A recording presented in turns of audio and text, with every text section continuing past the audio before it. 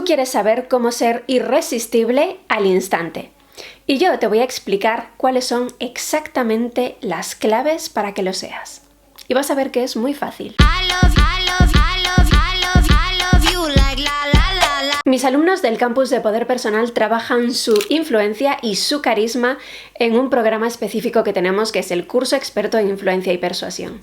Puedes unirte al campus en 30kcoaching.com/poderpersonal y allí podrás trabajar tus competencias.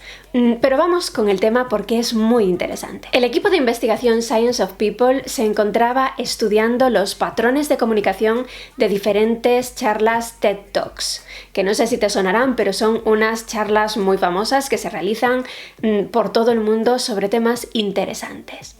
Bien, pues se encontraron con una situación muy curiosa, que es que un día concreto se publicaron 2 TED Talks sobre el mismo tema y con títulos muy similares.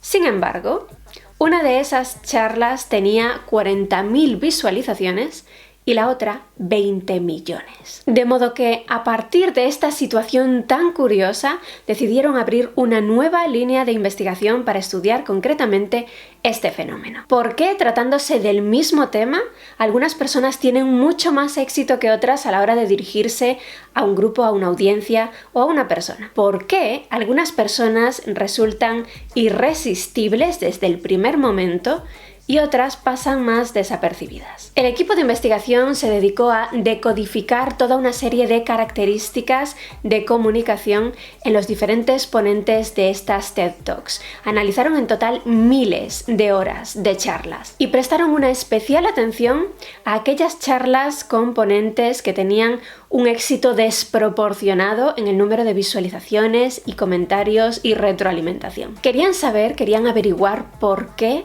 la audiencia no podía resistirse a esos pocos ponentes cuando había otros que hablaban de los mismos temas y a lo mejor incluso con información más interesante, pero se quedaban en un segundo plano y recibiendo pues muchísima menos atención de la que recibían estos primeros. A través de esta investigación llegaron a una relación de 5 patrones de comunicación que cumplían todos esos ponentes tan exitosos y que no estaban presentes en el resto de las ponencias. Vamos a ver esos patrones uno por uno.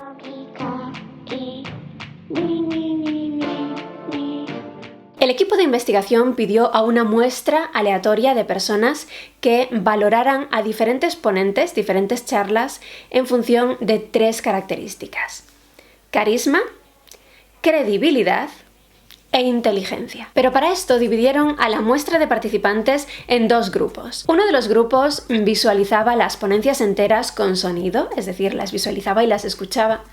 Y el otro grupo las visualizaba también enteras, pero sin sonido, es decir, se limitaban a observar lo que ocurría en esa ponencia, pero no podían pescar absolutamente nada de lo que estaban diciendo porque estaba en modo mudo. Suena extraño, ¿verdad? Pero esto tenía un objetivo. El objetivo era demostrar que el lenguaje corporal es el factor clave de cualquier comunicación. Y efectivamente lo demostraron, porque descubrieron que no había diferencias significativas entre las valoraciones que había dado el primer grupo y las valoraciones que había dado el segundo grupo. Esto significa que el contenido de las ponencias fue realmente un factor secundario. Los ponentes recibieron valoraciones similares en cuanto a su carisma, su credibilidad y su inteligencia por parte de observadores que habían visualizado su ponencia y la habían escuchado también, y por parte de quienes únicamente se habían limitado a verlos, a observarlos, sin escuchar ni una sola palabra de su discurso. Piénsalo. Carisma, credibilidad e inteligencia. Cuando alguien valora tu carisma, lo hace por tu lenguaje corporal. Cuando alguien valora tu credibilidad, lo hace por tu lenguaje corporal. E incluso cuando alguien valora tu inteligencia, lo hace por tu lenguaje corporal. Vamos, que casi da igual lo que digas mientras no metas mucho la pata. Muévete de la forma correcta y tienes el trabajo hecho. En este sentido, tengo una guía plantilla gratuita sobre cómo persuadir a tu público en función de cuál sea tu objetivo. Puedes descargártela totalmente gratis en 30kcoaching.com/ persuasión de públicos. Pero la cosa es todavía más interesante con el resultado de esta investigación. Te cuento.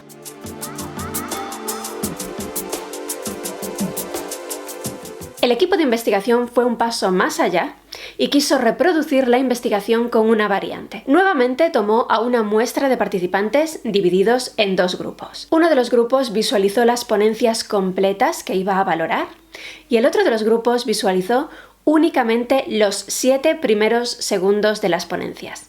7 segundos, ni uno más. Y esto es muy importante porque anteriores investigaciones de otras universidades ya habían descubierto que en los primeros segundos desde el momento en que vemos a alguien por primera vez, tomamos decisiones acerca de si se trata de alguien en quien podemos confiar, incluso de si se trata de alguien a quien dejaremos que nos lidere, si se trata de alguien a quien le compraremos algo. Pues nuevamente, en esta segunda variante de la investigación, las valoraciones fueron las mismas. Quienes habían visualizado las ponencias completas y quienes habían visualizado únicamente los primeros 7 segundos de las ponencias, valoraron igual a los ponentes en cuanto a su carisma, su credibilidad y su inteligencia. Escalofriante, ¿verdad? Las personas deciden si les gustas, si van a comprar lo que vendes, si se fían de ti e incluso si eres inteligente o no, en 7 segundos. De modo que esa primera impresión, esos primeros 7 segundos son realmente lo único de lo que te tienes que preocupar. Porque si tu primera impresión falla, luego lo vas a tener muy difícil para cambiar esa impresión instintiva que las personas se han formado sobre ti. Pero ¿a qué deberías prestar atención exactamente durante esos 7 segundos? ¿Qué es lo que tienes que tener en cuenta a la hora de transmitir esa primera impresión? Pues vamos a verlo en los siguientes puntos porque esto es lo que realmente te interesa.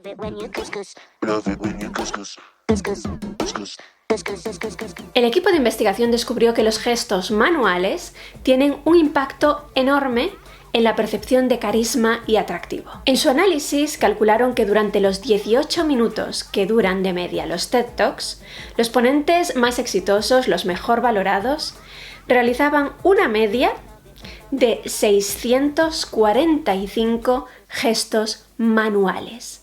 645 gestos manuales en 18 minutos. Imagínate eso. Pues por otro lado se encontraron con que los ponentes menos exitosos, los que habían recibido las peores valoraciones, llevaban a cabo una media de 272 gestos manuales durante los 18 minutos de media de sus intervenciones. 272 gestos manuales en comparación con los 645 de los ponentes más exitosos. Es menos de la mitad. Es una diferencia enorme. Este fue un factor clave. Muchas personas creen que es preferible no abusar de los gestos manuales, que es mejor dejar las manos quietecitas y centrarse en las palabras para transmitir mejor el mensaje. Pero esto demuestra justo lo contrario. Los gestos manuales transmiten intención y explicación. Pero no se trata de mover las manos por mover. Deben ser gestos con intención. Por ejemplo, esto sería un ejemplo de mover las manos por mover. Te voy a contar por qué te conviene tener plantas de hoja grande en el interior de tu casa.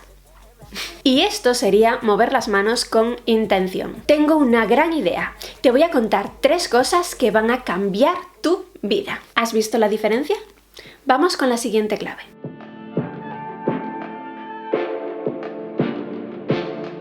Otro aspecto muy importante es la variedad vocal. Se observó que los ponentes menos exitosos, los que habían tenido las peores valoraciones, tendían a hablar con un tono de voz homogéneo a lo largo de toda su ponencia. La que conocemos como costilla de Adán es una de las plantas que os recomiendo porque tienen hojas grandes. Entona. Es importantísimo. La costilla de Adán, que por cierto su nombre verdadero es Monstera deliciosa, es una de las plantas que más os recomiendo porque al tener hojas tan grandes, su capacidad purificadora del aire es enorme. Notas la diferencia, ¿verdad? Si tu tono es homogéneo, vas a aburrir a quien te escucha. En cambio, la variedad de tono en tu comunicación va a mantener la atención de quien te escucha e incluso va a implicar a tu audiencia a nivel emocional en tu relato. Entonces, incluso en situaciones en las que habrás practicado tu discurso 1000 veces, como puede ser por ejemplo una ponencia, da tu discurso como si nunca lo hubieras dicho antes. Ponle emoción, entonación, dale vida a tu discurso. Y haz lo mismo en conversaciones corrientes con otras personas de tú a tú. Ponle energía, porque el nivel de energía va a ser lo que haga que a la otra persona le parezca emocionante, interesante, sorprendente tu relato. Y esto aplícalo a toda tu comunicación verbal. Utilizar un tono homogéneo es aburrido y eso no va a hacer que gustes a tu audiencia. Entonces, utiliza variedad de tonos al comunicarte y eso va a hacer que gustes más. Vamos con otra clave para ser irresistible al instante.